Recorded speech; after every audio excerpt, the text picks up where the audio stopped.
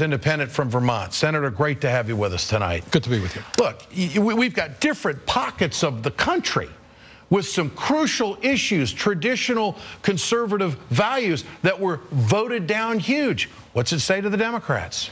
Well, I'll tell you, Ed, in my view, what happened in Ohio last night was the most significant political victory for working class America that I have seen in many, many years. If I were a Republican, I would be extremely nervous. What did last night say? It said that when the working class and the middle class stand together and fight for their economic rights, you know what? There is no stopping them. That is the vast majority of the American people, and they will win every single time. So the Republicans are nervous. The question is whether the Democrats will snatch defeat out of the jaws of victory. The issue here is if you stand on issues that ordinary people feel strongly about, you can win and do the right thing for public policy. Some examples. Democrats are going to be loud and clear to the American people. We will not cut Social Security, Medicare, and Medicaid. And you know what? Overwhelming of people will say, thank you, Democratic Party. Well, you look at the polls going into last night's Senate Bill 5, Issue 2, they wanted a no vote. The polling was very clear. That's the way it turned out, over 60%. The polls are showing to the super committee, don't mess with Medicare, Medicaid, and Social Security. Question is, are they going to get the message? But to the Democrats, it seems to me, in 2012, you stand with workers you can't lose. Do they get it?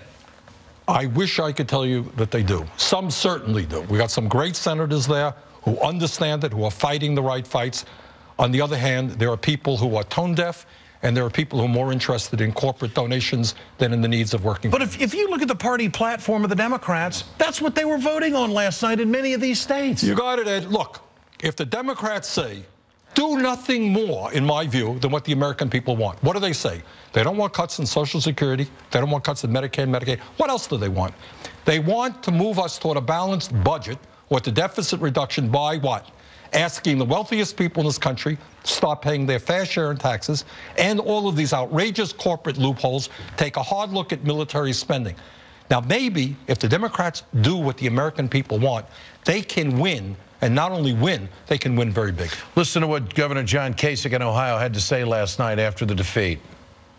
The people have spoken clearly. You don't ignore the public. You know, look, and I also have an obligation to lead. I've been leading since the day I took this office, and I'll continue to do that. But part of leading is listening to what and hearing what people have to say to you. Don't ignore the people. That's exactly what the Republicans have been doing. They've been on the wrong side of every survey that's been out there. That's right. Do you think that this would possibly change some heads in Washington, some thinking on the Republican side? I hope so. And in fact, I think that may very well happen. As you've just indicated, every single poll out there shows that the Republican leadership is literally a fringe group. Yeah. They are way out of touch with the American people. You go out and you ask people, gee, do you think we should give tax breaks to billionaires and cut Social Security? What do you think, 10, 15%? Yeah. So the Democrats have got to stand up, be very clear for a change about what they believe. And that is they're prepared to stand with working families, take on big money. I mean, this gives President Obama, I think, a